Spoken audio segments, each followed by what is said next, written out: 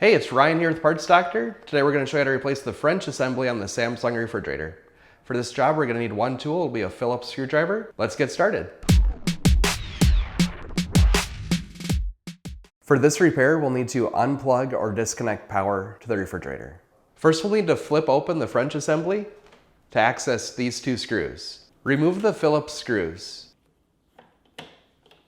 Next, tap on the bottom of the French assembly to release the French hinges from the door. Be careful as the French assembly will still be connected by a wire. Next, we'll need to remove the wire from the door and disconnect the electrical plug.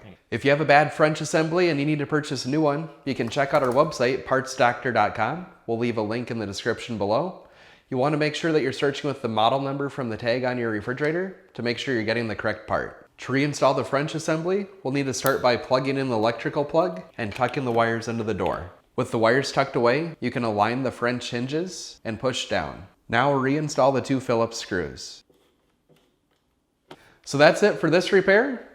If you have any tips or tricks of your own, let us know in the comments below.